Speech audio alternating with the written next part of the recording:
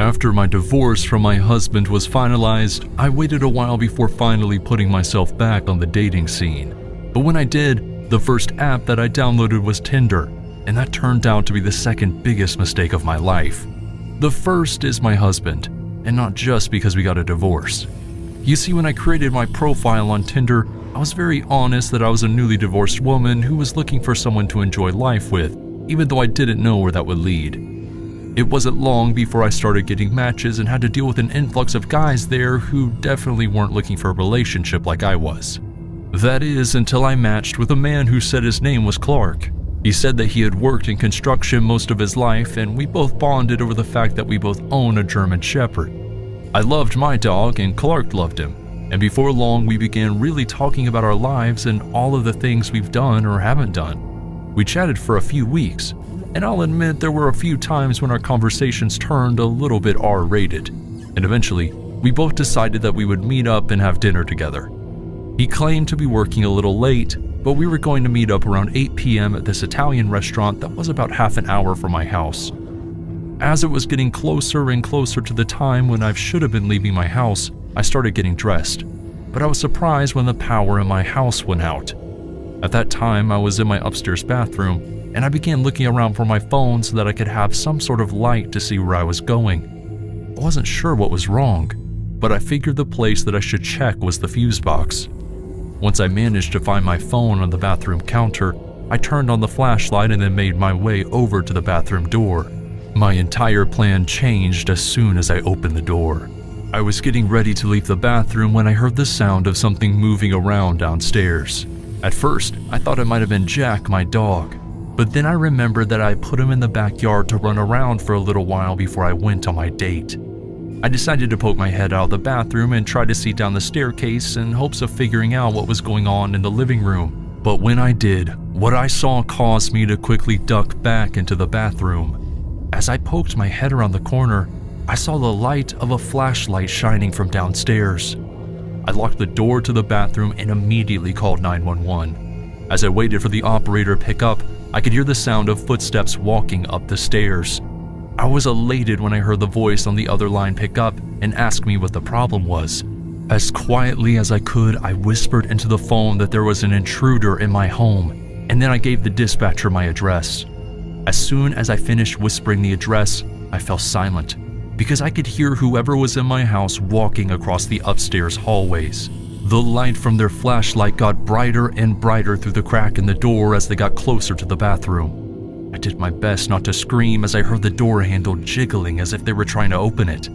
However, I couldn't hold back anymore once the person started throwing their body against the door to force it open. The 911 operator reassured me that someone was on the way to my location and that help would be there soon, but there wasn't much that I could do. I just about jumped out of my skin as the door gave out and busted wide open.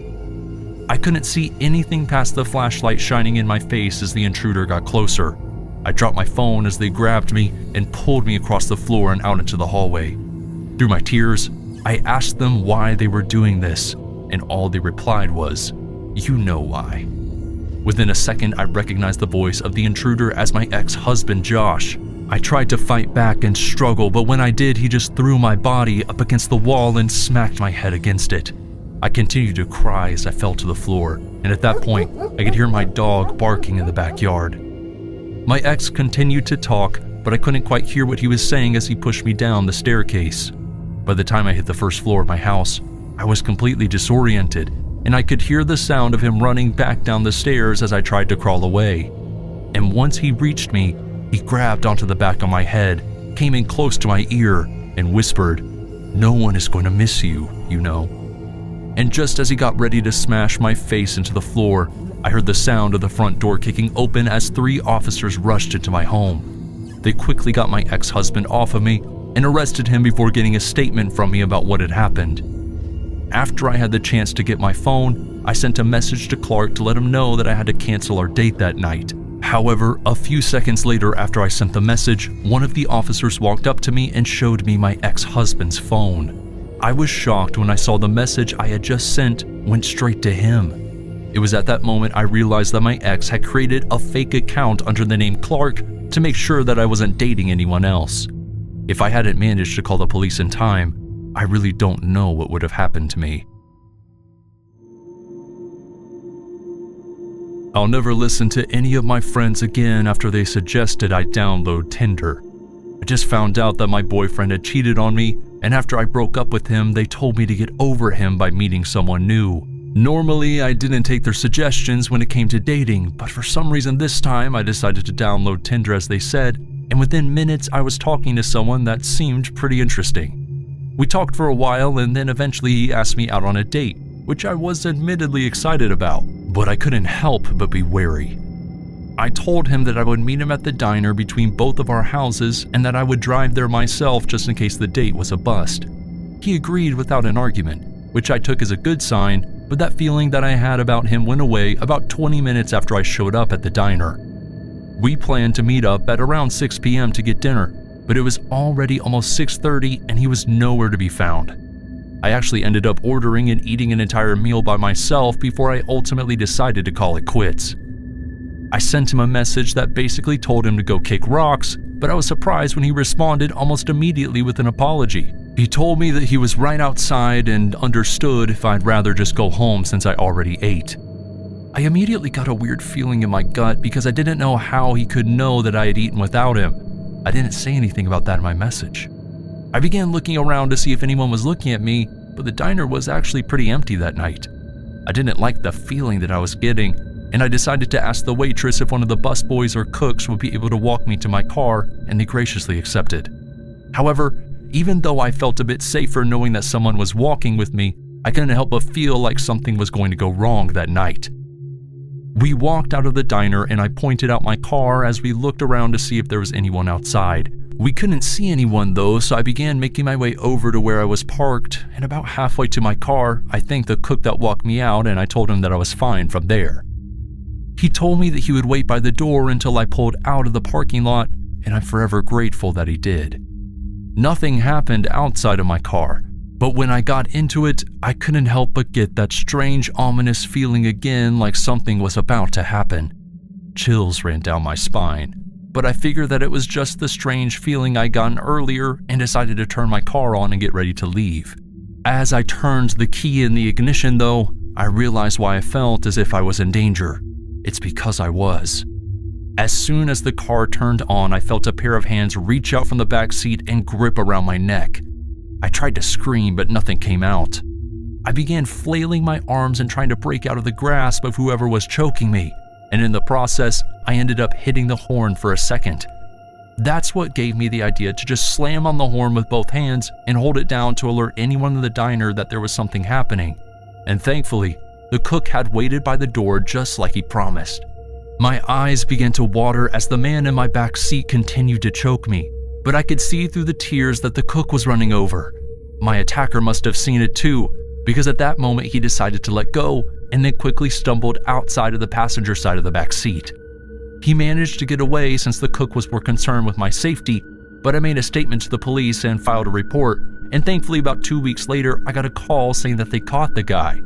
Apparently, the diner had cameras outside that got footage of the man when he was breaking into my car and hiding in the back seat, and the footage was used to help make the arrest.